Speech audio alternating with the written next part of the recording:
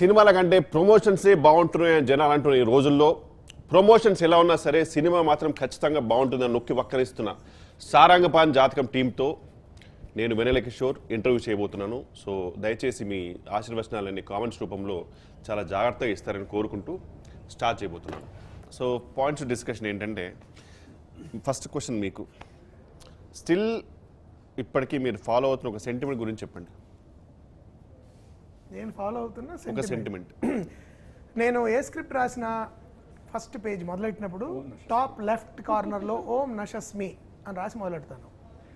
అది చాలా మంది మంత్రం అనుకుంటారు, యాక్చువల్లీ ఐ డూ ఇట్. తర్వాత దాని మీద శ్రీనివాస్ అవసరం అది ఇలాంటివన్నీ చెప్పకూడదు. బట్ ఓం నశస్మికి అర్థం ఏంటంటే ఓం పురి, నసిరుద్దీన్ షా, షబానా ఆజ్మీ, స్మితా పాటిల్, ఈ నలుగురు నాకు నచ్చిన యాక్టర్లు. అవునా? All my scripts have top left corner Om నశస్మి అని I start writing the script. So this is చాలా మంది తెలియదు, ఇది ఫస్ట్ టైం మీకే చెప్తున్నాను బహుశా. So that is my whatever superstition that I continue even to this day. Om Puri, Naseeruddin Shah, Shabana Azmi, Smita Patil. Shabana Azmi and Smita Patil. నువ్వైతే పారాగ్రాఫ్ రాయాలి, మొత్తం నింపుతాడు తిరిగి. లేదు, నేను వీకెండ్ రాస్తాను. వెన్నెల కిషోర్. మళ్ళీ జోన్ అవుట్ అయ్యారు మీరు. అన్నిసార్లు జోన్ అవుట్ గారు.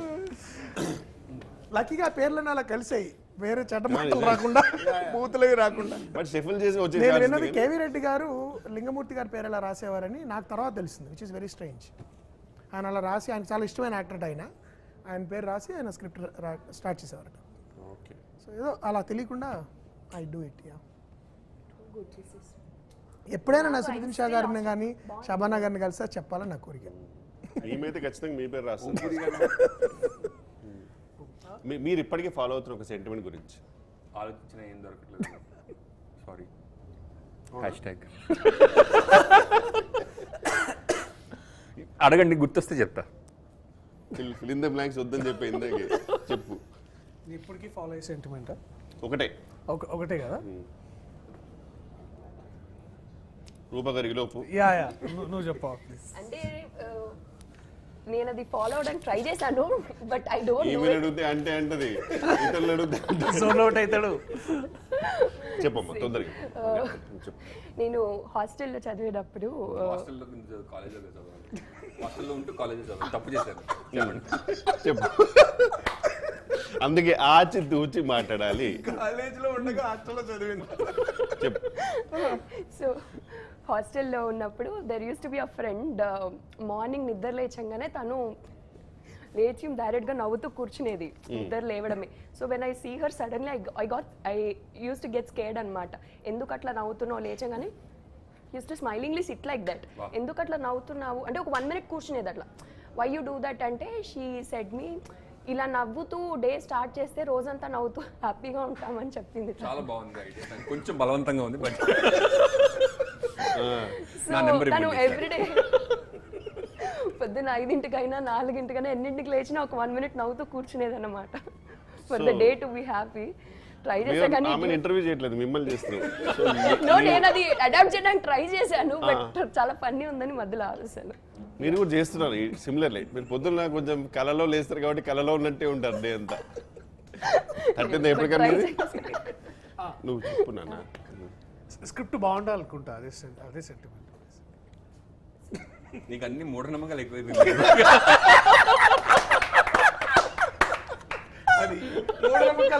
పెరిగిపోయాయి. బాగుంది, అందరు విచిత్రంగా చెప్పిన బాగుంది. నీ సెంటిమెంట్ చెప్పవా మరి? నాది నాకు కూడా సేమ్, ఏం ఆన్సర్ యాక్చువల్గా ఏం లేవు. పొద్దున్న కాఫీ ఖచ్చితంగా తాగుతా, అదొకటి సెంటిమెంట్ ఫర్ ఫిజికల్ రీజన్స్. గతంలో మీరు ఫాలో అయిన ఏదైనా ఒక funny blind belief which you are not doing now because you found it more funny or blind. Funny blind belief చిన్నప్పటి నుంచి కారు స్టార్ట్ చేయగానే అలా కొంచెం ముందుకు పోనిచ్చి ఆ తర్వాత వెనక్కి, అంటే కార్ స్టార్ట్ చేసి లాట్ ఆఫ్ కార్ స్టార్ట్ అవగానే ఎవరు చాలా మంది, ముఖ్యంగా డ్రైవర్స్లో నేను చూస్తాను, అది మా ప్రవీణ్ కూడా చేస్తాడు. అది జస్ట్ ఒక 2 inches ముందుకు పోనిచ్చి దెన్ దే బ్యాక్. అదొక నమ్మకం, అంటే వెనక్కి వెళ్ళకూడదు జీవితంలో, కొంచెం ముందుకు వెళ్ళాలి, ముందుకెళ్ళి తర్వాత వెనక్కి వెళ్ళాలి. సో నేను కూడా కొంతకాలం చేశాను అది. బట్ దెన్ ఐ థాట్ నాకున్న పార్కింగ్ ఎంత చిన్నదంటే ప్రతిసారి ముందర డెంట్స్ పడుతున్నాయని చెప్పి ఎదురింటి ఆయన వచ్చి మీ సెంటిమెంట్లు బంగారం నా కారు అదే నాకు మా ఇంట్లో కూడా గుద్ది 2-3 సార్లు వద్దులేరా బాబు, వెళ్ళేదేదో ఎటువైపు అయినా సరిగ్గా వెళదామని చెప్పి వెనక్కి వెళ్ళడం మొదలెట్ట. అది సరే మీరు చెప్పండి. భయంగా ఉంది ఒక్కొక్క. నువ్వు చెప్పు. నాకు ఇన్ని మూఢనమ్మకాలు నేనే అక్కడ చెప్తున్నాను అందరికంటే. అంటే ఇంతకుముందు ఫాలో అయిందంటే చిన్నప్పుడు ఒక ఆయన జాతకం చూసి నేను యాక్టర్ కానని చెప్పిండు అనమాట. సో కొద్ది రోజులు నేను నిజంగా యాక్టర్ కానేమో అని చాలా భయపడ్డా. చాలా మంది నీ blind చేస్తుంటారు. నాదే చాలా మంది చేస్తుంటారు. అంటే మేబీ దట్ మిల్క్ టూత్ మాకు చాలా రోజులైంది కాబట్టి మాకు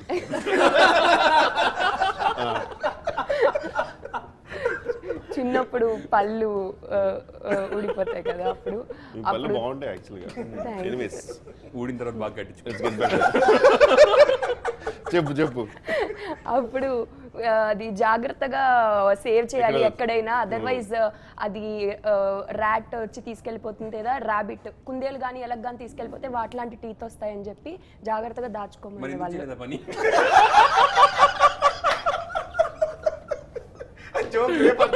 అర్థమైంది నాకు. డన్. నీ ఆన్సర్ కూడా వచ్చింది అందులోనే. లేదు ఇది ఒకటి ఉండే చాలా రోజులు చిన్నప్పుడు ఫాలో అయింది. ఒకటి ఏంటంటే బండి స్టార్ట్ చేసి ముందుకెళ్తున్నప్పుడు ఇట్లా మా గల్లీలో ఒక్కొక్కసారి పిల్లి ఇట్లా ఆ ఇంట్లో నుంచి ఇంట్లోకి దూరుతుంది అన్నట్టు. సో అప్పుడు మా అమ్మ అంటే చెప్పింది ఇట్లా వెళ్ళొద్దని. సో మళ్ళీ వెనక్కి వచ్చి ఒక రౌండ్ తీసుకొని మళ్ళీ పోవాలన్నమాట. So that used to be there for long time. చాలా ఉంటాయి. ఏదైనా స్టార్ట్ అయ్యేటప్పుడు వాటర్ తాగి స్నీజ్ చేస్తుంది కదా, తుమ్మితే కూర్చొని వాటర్ తాగాలి. ఓ కూర్చోడం మనకు తెలుసు. నాకు వాటర్ కూడా తాగాలి సార్, మర్చిపోయారా? వాటర్ తాగాలి, అది వాటర్ తాగాలి. తుమ్మిన వల్ల లేకపోతే విన్న వల్ల? ఇది సార్ మళ్ళీ బిగ్గెస్ట్ మూఢనమ్మకం. లైక్ లేవు. చిన్నప్పుడు ఎప్పుడైనా ఫ్లేమ్స్ చేశారా? ఫ్లేమ్స్ ఏంటి మీరు ఫ్లేమ్స్ కూడా తెలియనంత అప్పుడు ఎలా ఉంటాయి సార్ మామూలుగా British 1972 sir there used to be అందరూ చాలా డిప్రెస్ అయ్యేవాళ్ళు సార్ కరెక్ట్ గా రాకపోతే. కాదు సార్, పేర్లు రాసి అన్ని కామన్ ఉన్న లెటర్స్ కొట్టేస్తే ఏదో FLA MES మీకు ఇంట్రెస్ట్ ఉన్న అమ్మాయితో సిస్టర్ అని వస్తే ఏడ్చేవాళ్ళు కూర్చొని, సిస్టర్ వచ్చింది నాకు తనతో అని తెలుగు చెప్పి. మీడియం విద్యార్థిని కాబట్టి మాకు అలాంటి మంటలు ఉంటుంది మీరు. డైరెక్ట్ ఫైర్ మంటలు అయితే మేము ఆడలేదు. డైరెక్ట్ ఫైర్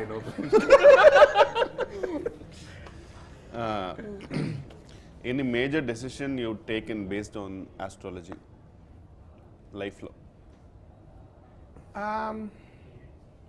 నాకు ఒక ఆయన నాకు 32 ఏట నువ్వు చేయదలుచుకుంది ఫస్ట్ 32nd ఇయర్లో చేస్తామని చెప్పాడు. సో అప్పుడు నేను దట్స్ వెన్ అప్పుడే నేను సినిమా దర్శకుడు అవుదామని. సో 32 ఏటకి సినిమా తీయాలి ఆయన చెప్పినందుకు అని అప్పుడు నిర్ణయించుకున్నాను. అండ్ 32 ఏట గ్రహణం చేశాను. So that's actually based on అంటే ఇట్ హ్యాపెండ్. అండ్ ఆయన చెప్పడం వల్ల నేను చేశానా అలా ఆటోమేటిక్గా జరిగిందా నాకు తెలియదు. But it happened. Believe sir? I don't believe, but when it's అది ఎలా అంటే I'm curious I would say.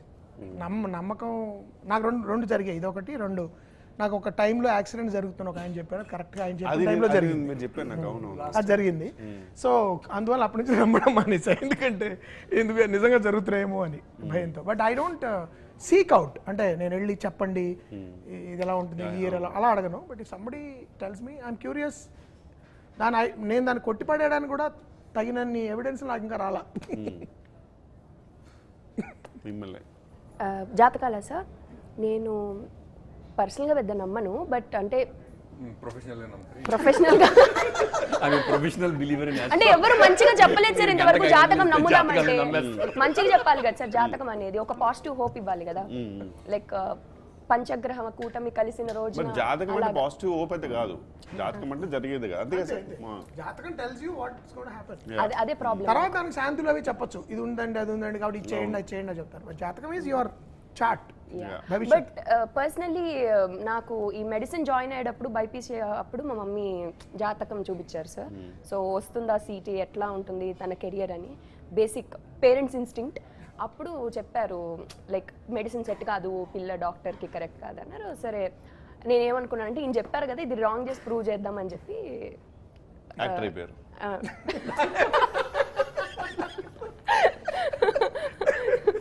So yeah maybe అందుకే ఆయన చెప్పుంటారు అప్పుడు సెట్ కాదని. I realize that now. Any major decision you take it? Major decision on జాతకం. Or parents వల్ల something, push. జాతకం ప్రకారంగా. I think couple of years ago మా అమ్మ ఊరికి వెళ్ళినప్పుడు వాళ్ళ ఫ్రెండ్ ఒక ఆయన జాతకం చూస్తానంటే చూసి మా అబ్బాయి కూడా చూసి చెప్పాడంటే బాగుంది, మనోడిని బాగా కష్టపడితే ఇంకా మంచి ఇట్లా పెద్ద పెద్ద సక్సెసెస్ వస్తాయి, ఇంకా కరేజ్ చూపిమన్నాడు బాగా. ఓకే. అంటే మోర్ ధైర్యంగా ఉండమని చెప్పినాం. అంటే సరే ఇంకెంత ధైర్యంగా ఉండాలన్నట్టు నాకు కూడా అనిపించింది. బట్ ఐ థింక్ అదే టైంలో around it was gutsy about doing something like Balagam కానీ లేకపోతే మన కోర్ట్ కానీ. అంటే కోర్ట్ ఆల్సో లైక్ ఇది చేయాలన్నా వద్దా అని, బట్ కరేజ్లీ ఐ ఫెల్ట్ లైక్ ఇది చేస్తే బాగుంటుందేమో అట్లనే. ఒక రకంగా ఏ ఎమోషన్ తోటి ఇంటర్వ్యూ చేస్తున్నాను నేను. ప్రెసెంట్ ఇండస్ట్రీలో ఎనీ అనౌన్స్మెంట్ పోస్టింగ్కి టైం 9 వచ్చేలా వేస్తున్నారు. ఈ ట్రెండ్ గురించి మీకు తెలుసా? తెలిస్తే ఎలా స్టార్ట్ అయింది? తెలుసు సార్కి. నాకు తెలియదు ఎందుకంటే నాకు సార్ మీరు నన్ను నా బర్త్డే 27, 2 + 7 9 అట్లానే కదా తీసుకున్నారు. అలా కాదండి. 27th బట్ ఇది నేను తెలుసు, బట్ ఎలా స్టార్ట్ అయిందో నాకు తెలియదు. ఈ ట్రెండ్ అయితే నేను నాకు కొంతమంది ఇలా అయితే బాగుంటుంది, నా సినిమా కూడా బహుశా సజెస్ట్ చేసిన సందర్భాలు ఉన్నాయి, కానీ ఐ రియల్లీ డోంట్. ఆ టైం ఇచ్చిన తర్వాత కూడా మళ్ళీ టెక్నికల్ వల్ల డిలే అయింది అంటారు కదా, అప్పుడు కూడా 9 వచ్చేలా చూస్తారా సార్ నెక్స్ట్? మరి అలా చూస్తారేమో, లేకపోతే ఆ టైం ఇచ్చినందువల్ల టెక్నికల్ డిలే వచ్చిందేమో అని మారుస్తారేమో, నాకు తెలియదు. కానీ ఇది మాత్రం నేను విన్నా, but I don't know why. మీరు ఫాలో జనరల్గా చాలా మంది నేను విన్నది 9 లక్కీ నెంబర్ అని చెప్తుంటారు. ఓకే. 9, 1, 5, 1 I don't no. ఇప్పుడు కార్ నెంబర్ తీసుకున్నప్పుడు నాకు ఒక కజిన్ ఉన్నాడు, సారంగపాణి జాతకంలో చాలా విషయాలకి అతను ఇండైరెక్ట్ స్ఫూర్తి యాక్చువల్లీ. అతను నన్ను అరే వస్తే 5 రావాలి లేకపోతే 9 రావాలి ఏదో అలా చెప్పేవాడు car number. So 9 for some reason lot of people think it's good, I don't know why. Okay. నవగ్రహ కూటమే, ఐ డోంట్ నో. నాకు ఒకసారి కార్ కొంటే ఎవరన్నా మీకు 4 9లు కావాలండి అన్నారు. నాకు 4 చక్రాలు ఉంటే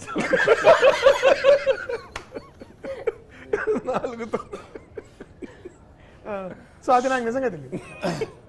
సార్ ఎవరన్నా షూటింగ్కి లేట్ వచ్చావు ఎందుకంటే బికాస్ ఆఫ్ దిస్ రావు కాలం అలాంటిది అన్న ఆర్టిస్టులు ఎవరన్నా మీకు తగిలారా? మీ ఎవరు లేరండి, అదృష్టశాత్తు ఇప్పటివరకు ఎవరు రాలేదు అట్లాంటి వాళ్ళు. ఆర్ టైంకి వెళ్ళిపోవడం కానీ అలాంటిది ఏం లేదు? అలా ఏం లేదు, తెలియకుండా వాళ్ళు చేస్తున్నారు నాకు తెలియదు, కానీ నా దగ్గరికి వచ్చి పర్మిషన్ అడిగిన సందర్భాలు లేవు. బట్ మనం పోస్టర్ ఇప్పుడే రిలీజ్ చేయాలి, ట్రైలర్ ఈ టైంకి రిలీజ్ చేయాలి, అవి పాట ఇప్పుడే రిలీజ్ చేయాలి, ఇలాంటి కొన్ని గమ్మత్తులు జరుగుతుంటాయి. అవి that is part of the ఏమంటారు బిజినెస్లో. ఐ థింక్ చాలామంది నమ్ముతారు అది చాలా స్ట్రాంగ్గా. సార్ ఇది నేను ఇంటర్వ్యూకి సంబంధం కాకుండా సార్ నేనే పర్సనల్ కూడా అడుగుతున్నాను. మామూలుగా ఈ మూవీ ఓపెనింగ్స్కి అప్పుడప్పుడు రమ్మంటారు కదా, నేను ఒకసారి వెళ్ళిన తర్వాత కొబ్బరికాయ కొట్టమన్నారు. నాకు కొడితే అది కొంచెం సరిగ్గా పగలలేదు, అది కొంచెం ముక్కలు అయిపోయింది అనమాట. అయితే పంతులు కూడా ఒక రకంగా చూశారు నన్ను. అంటే లైక్ ఈ వాంటెడ్ ఒకటి పెడదాం అనుకున్నాడు. నేను సరిగా దానివల్ల ఏమన్నా ఫీల్ అవుతారా సాధారణంగా? అంటే నేను విన్నది యాక్చువల్గా ఇది నేను కొన్ని సినిమాల్లో నేను కొబ్బరికాయలు గెస్ట్ కింద వెళ్ళినప్పుడు మీరు కొట్టింది కరెక్ట్గా పగిలితే చప్పట్లు కొడతారు, మధ్యలోకి పగిలితే ఒక అటు పగిలితే ఒక నిశ్శబ్దం రాజ్యం వెళ్తుంది అనమాట కాసేపు. There is a bit of this thing. నేను ఇంకోటి విన్నది ఏంటంటే కొబ్బరికాయ కొట్టినప్పుడు పువ్వు అంటారు, లోపల పువ్వు వస్తే సూపర్ సార్ బ్లాక్ బస్టర్. నాకు అన్నిటికంటే ఫేవరెట్ జోక్ శ్రీని చెప్పాలి. బందిపోటు సినిమా షూటింగ్ స్టార్ట్ అయింది మాది పల్లెటూరులో, ఊరి పేరు మర్చిపోయాను నేను. షూటింగ్ స్టార్ట్ అయింది, మేము first shot of the whole film start అవబోతుంటే ఒక శవం డంప్ ఒక శవం వస్తుంది, అట్లా శవయాత్ర. సో నా ఏడీ ఒకటి నా దగ్గరికి వచ్చి, సార్ ఫ్యాంటాస్టిక్ సైన్స్ సార్, ఇది ఒక శవయాత్ర షూటింగ్ ముందు వచ్చిందంటే బ్లాక్ బస్టర్ సార్ సినిమా అన్నాడు. అప్పటి నుంచి నగరంలో ఆయన తీసిన 7 సినిమాలకి 7 గల్లం. అది కాదు జోక్, అది కాదు, అయిపోయింది. వెళ్తోంది శవయాత్ర జరుగుతోంది, నేను శ్రీని అక్కడ ఉన్నాడు. ఫస్ట్ షాట్ శ్రీని మీదే. శ్రీని నీకు ఇలా నమ్మకాలు ఉన్నాయా అని అడిగారు. నా శవంగానంత వరకు పర్లేదు సార్. సో ఇలాంటి గమ్మత్తులు కొన్ని తీసి. బట్ సినిమా రంగంలో ప్రతి ఓపెనింగ్ పెద్దదానికి మాత్రం ఇవి చాలా చూస్తాను నేను. కానీ సినిమా ఇండస్ట్రీ కుడికాలు పెట్ట రావాలండి, నల్ల రంగు వేసుకోకూడదండి, అంటే విచిత్రమైన బ్లాక్ షర్ట్ వేసుకొచ్చారండి మీరు. దెన్ కొబ్బరికాయ సరిగా పగిలిందా లేదా, లోపల పువ్వు ఉందా, ఇవన్నీ చాలా ఉంటాయి. I think it's just because it's such most of the films script లేకుండా జరుగుతుంటాయి కాబట్టి వీటి మీద ఆధారపడతారు నా అనుమానం. ఒక లైన్ ఉంది సినిమాలో గ్రేటెస్ట్ హోప్, అది కొబ్బరికాయకి బాగా వర్తిస్తుంది అనిపిస్తుంది. ఒకసారి కొడితే పగిలిపోతే ఈసారి కొడుతున్నాం అని చెప్పి కొట్టి ఈ క్యారెక్టర్లో ఎంటర్టైన్మెంట్ ఎంత ఉందో ఎమోషన్ కూడా అదే లెవెల్లో ఉంటుంది కాబట్టి దీన్ని మీరు మామూలుగా ఎలా బ్యాలెన్స్ చేస్తారు ఇన్ మూవీ? అంటే జోన్ అవుట్ అయ్యి కాకుండా సాధారణంగా అయితే ఇప్పుడు ఎమోషనల్ ఉంది, లైక్ ఇట్స్ పర్ఫెక్ట్ బ్యాలెన్స్ కదా ఒక. సో దాన్ని మీరు ఎలా బ్యాలెన్స్ చేస్తారు as actor? But most importantly ఒకసారి మన సినిమా లాంటి ఇది చేస్తుంటే మనకి సెకండ్ హాఫ్లో there will be moments where మనం suddenly we're like surprise, suddenly we're shock, suddenly we're going through entirely different emotions. నాకేమనిపిస్తుంది అంటే అప్పుడప్పుడు ఇట్స్ లైక్ దట్ నువ్వు అంటే చూడన్న ద పవర్ ఆఫ్ నవ్ అని, అది గుర్తు తెచ్చుకుంటా అప్పుడప్పుడు. సో అట్లా అది బ్యాలెన్స్ అవుతుందని నేను అనుకుంటున్నాను. నేను అన్నానా ద పవర్ ఆఫ్ నవ్ అని ఒకసారి అన్నా. Oh power of now. Yeah, and also how నాకు దాని గురించి చెప్పింది ఇతనే. నాకు కూడా ఇంట్రడ్యూస్ చేసింది, ఆ బుక్ ఇంట్రడ్యూస్ చేసింది ఇతనే. యా, నాకు ఇంకో బుక్ ఇంట్రడ్యూస్ చేశారు, అది కూడా చాలా బాగుంది. ఇంకో కొంచెం అంటే మరి చాలా డీప్ బుక్ కదా అది. సో అందుకని నాకు yeah so that power of now నువ్వు చెప్పింది, that work for me a lot. Roopa garu, మీరు ఎలా బ్యాలెన్స్ చేస్తారు ఎమోషన్ని, బ్యూటీని? ఎమోషనల్ సీన్స్లో మీరు అందంగా ఎలా మేనేజ్ చేసుకుంటూ? మానిటర్ తన వైపు తిప్పుకుంటుంది. ఎమోషనల్ సీన్స్లో సీరియస్లీ అదే క్వశ్చన్. మామూలుగా బేసిక్గా ఎంటర్టైన్మెంట్ ఎమోషన్ని ఎలా బ్యాలెన్స్ చేస్తారు? ఆన్సర్ ఏదైనా చెప్పండి. ఓకే, ఎంటర్టైన్మెంట్ని, ఎమోషన్ని, దట్ ఈస్ వాట్ ఒక యాక్టర్ జాబ్ కదా సార్. అసలు యాక్టర్గా అంతే అంతే. దీని తర్వాత క్వశ్చన్ ఇంకా అసలు ఛాన్స్ లేదు. So sir, what is the strength of the movie on whole? Strength of the movie అంటే మన క్లాసికల్, మనకి ఇప్పుడు తెలుగులో ఎక్కువ నేను చూస్తున్న కామెడీస్లో ఎంతో కొంత reel based comedy, WhatsApp humour kind of comedy అనగానే నీ జోక్ గుర్తొచ్చింది, వాట్సాప్ ఫార్వర్డ్ బ్యాచ్ మన సినిమాలో. అది అలాంటి హ్యూమర్ ఎక్కువైన టైంలో క్లాసికల్ తెలుగు కామెడీ మనకు ఒక జంజాల గారు, ఈవీవి గారు, అంటే ఎర్లీ ఈవీవి గారు, తర్వాత అంతకుముందు అప్పచేసి పప్పుగూడు, ఒళ్ళపూడి వెంకటరమణ గారి సినిమాలు, వాటిలో ఉండే కామెడీస్లో one of the major strengths ఏంటంటే ద బెస్ట్ ఆన్సాంబుల్ పీస్ అంటాం మనం, బెస్ట్ కామెడీ యాక్టర్స్. ఇప్పుడు దీనిలో నువ్వు ఉన్నావు, సో నువ్వు, శ్రీని, అఫ్ కోర్స్ దర్శి, మిమ్మల్ని ఇక్కడ ఉన్నారు కాబట్టి ముఖస్థితి కాకుండా పక్కన పెట్టేస్తే భరణి గారు, హర్ష, తర్వాత నరేష్ గారు, సీనియర్ నరేష్ గారు, తర్వాత ఈ కొత్తగా వస్తున్న వాళ్ళు వడ్లమాన్ శ్రీనివాస్ గారు, అన్ఇంటెండెడ్గా చేస్తున్న రూప క్రియేట్ చేసిన కామెడీ కానీ, ఇలాంటి ఒక అన్సాంబుల్ పీస్ లాగా అనేది నా దృష్టిలో పెద్ద అడ్వాంటేజ్. అంటే జనరల్గా ఎంతమంది యాక్టర్లు ఉన్నారని కాకుండా వాళ్ళ ఇమేజెస్, వాళ్ళు క్రియేట్ చేసే స్టైల్స్ ఆఫ్ హ్యూమర్. ఇంకోటి ఏంటంటే ఈ సినిమాలో స్పెషాలిటీ నా దృష్టిలో మేజర్ స్ట్రెంగ్త్, ఏ ఒక యాక్టర్ స్టైలు ఇంకో యాక్టర్ స్టైల్తో సిమిలర్గా ఉండదు. నువ్వు చేసేది నీది, శ్రీనిధి, దర్శిది, లేకపోతే నరేష్ గారు, ఎవరి స్టైల్స్ ఓవర్లాప్ ఉండదు. అలాంటి రకరకాల స్టైల్స్ ఉన్న యాక్టర్స్ వాళ్ళ స్టైల్స్లోనే రకరకాల క్యారెక్టర్స్ చేయడం అనేది ఈ సినిమాలో. అండ్ దీనిలో ఇంకొక పెద్ద added bonus, advantage, surprise package ఏంటంటే దీనిలో కథ కూడా ఉంది. కదా, మూఢనమ్మకం. సో స్టోరీ అంటే స్టోరీ అంటే పెద్ద కాంప్లికేటెడ్ స్టోరీ కాదు, కానీ there is a very nice straight line. ఒక కథలాగా బిగినింగ్లో క్యారెక్టర్ ఇలా స్టార్ట్ అయ్యి ఆ పాత్రకి రకరకాల, అంటే జనరల్గా క్లాసికల్ డెఫినేషన్ ఆఫ్ స్టోరీలో హీరో ఏం చేస్తాడంటే ఒక సామాన్యుడిగా మొదలయ్యి రకరకాల ఆబ్స్టికల్స్ని ఓవర్కమ్ చేసి అతను ఎలా హీరో అవుతాడనేది, అలాంటి ఒక హీరో కామిక్ అయినా కూడా ఒక హీరో కథ అది. So that's one strength. నాకు ఇష్టమైన యాక్టర్లు అన్సాంబుల్ యాక్టింగ్ పీస్ లాగా ఒక ఫ్యాంటాస్టిక్ గ్రూప్ ఆఫ్ యాక్టర్స్తో చేయడం అనేది నాకు పర్సనల్గా చాలా ఇష్టం. అమితుమిలో అది కొంత జరిగింది. అష్టాచమ్మాలో అందరూ కొత్త యాక్టర్లు అవడం వలన వాళ్ళ అన్సాంబుల్ అనలేము, but this is my favourite ensemble piece ఈ సినిమా. అందుకని that's biggest strength. And the best new add on is Harsha. Yes, Harsha, Viva Harsha is నేను కొన్ని పోస్టులు కూడా పెట్టాను, అది విశృంఖలంగా హర్ష కూడా షేర్ చేశాడు. Harsha in my opinion is genuine comedy genius అతను. అంటే is gifted with అన్క్యానీ comic sense. అది చాలా బాగా వాడుకుని ఎక్కువ మంది దాన్ని ఎక్స్ప్లాయిట్ చేయట్లేదు నాకు అనిపిస్తుంది. ఈ సినిమాలో at least we started, I feel huge fan of his timing sir. Fantastic, చాలా బాగా చేస్తాడు. అండ్ సెకండ్ హాఫ్ మీ ముగ్గురి సీన్స్ ఆర్ రైట్. నాకు తెలిసి I think if I remember Shivamani movie అనుకుంటా సార్, ఎంఎస్ నారాయణ గారు ఈ ఆర్ వన్ డే ఏదో షూట్ చేశారు ఆయనకి, నంది వచ్చింది.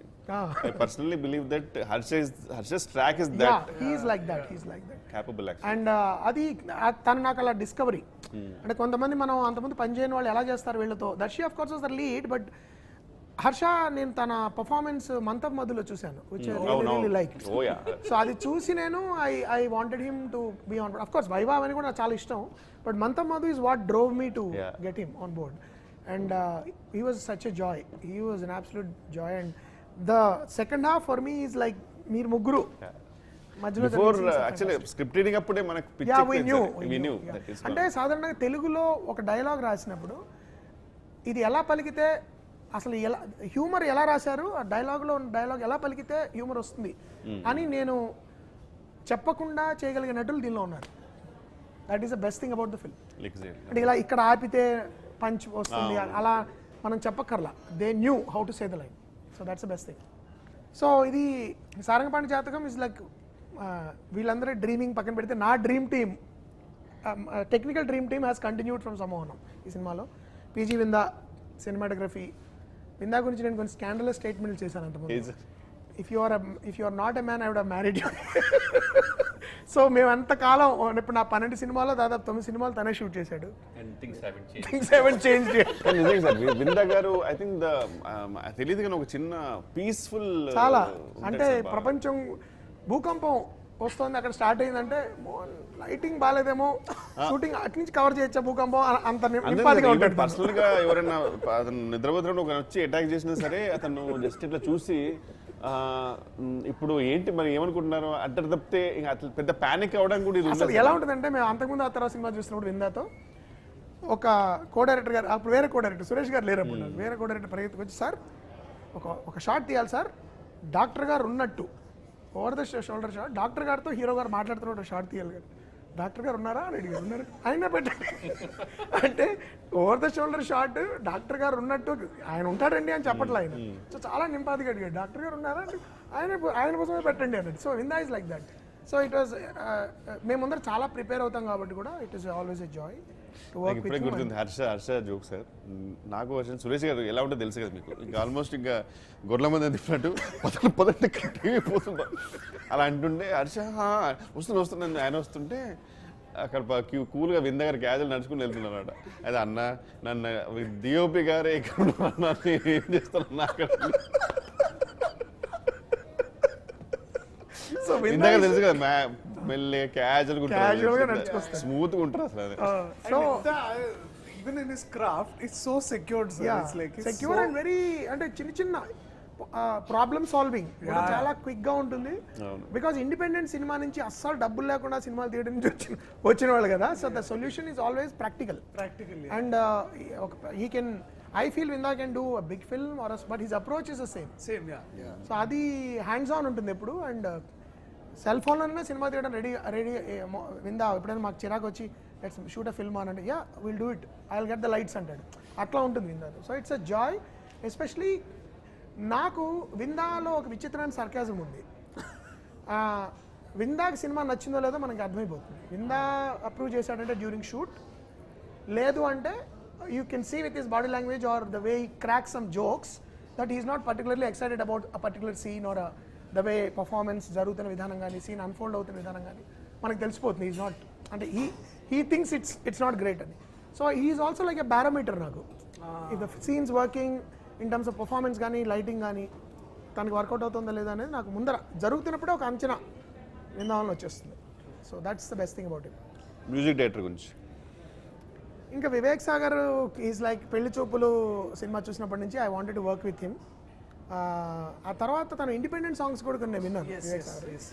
అండ్ జనరల్గా నాకు అప్పుడు నేను కొంచెం ఒక విషయంలో కొంచెం విసిగిపోయాను ఏంటంటే ఎక్కువ మన ఎలక్ట్రానిక్ మ్యూజిక్ వింటున్నాము, కీబోర్డ్ బేస్డ్ మ్యూజిక్ వింటున్నాము అన్న టైంలో వివేక్ మ్యాక్సిమం లైవ్ వాడతాడు తను. అదొకటి నాకు చాలా నచ్చింది. and it's also such simplicity, minimalism yeah, అంటే రణగొండ ధ్వని హోరు టూ మెనీ ఇన్స్ట్రుమెంట్స్ పెట్టేసి డమడమడ బాధనే ఉండదు, ఏది అవసరమో అదే ఉంటుంది. అండ్ తన స్టూడియోలోనే నాకు ఒకసారి తరుణ్ భాస్కర్ ఒక ఇంటర్వ్యూలో చెప్పాడు, going to his studio is like a zen temple అన్నాడు. If you go to Vivek Sagar studio అది ఒక చిన్న గుడిలో ఉంటుంది.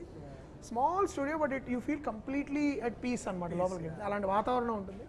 ఆ వర్కింగ్ స్టైల్ కానీ అతని సింప్లిసిటీ కానీ అండ్ తన ఐడియాస్, మ్యూజికల్ ఐడియాస్ కూడా నాకు చాలా, the way he approaches a scene నాకు చాలా ఇష్టం. సో అందులో ఇది నా 3వ సినిమా. నేను ఆయన గురించి ఒక రూమర్ విన్నాను సార్ ఒకసారి. ఏమిటి అది నిజం కాదని తెలిసి నాకు చాలా ఆనందం అనిపించింది. ఏముంటుంది? ఫస్ట్లో వివేక్ సాగర్ పేరు విన్నప్పుడు మ్యూజిక్ నచ్చి ఎవరైనా అంటే ఆయన ఒక్కళ్ళు కాదండి, వివేక్ అండ్ సాగర్ అని ఇద్దరండి, వాళ్ళు ఆనంద్ మిలింద్ రాజ్కోటి లాగా వాళ్ళిద్దరు టీం అండి అన్నారు. వా మంచి team.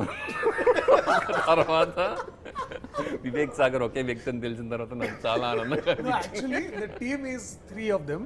The 3 friends who are in that same అనిపించింది. studio. నేను విన్నది నిజమే. The Vivek Sagar is the musician.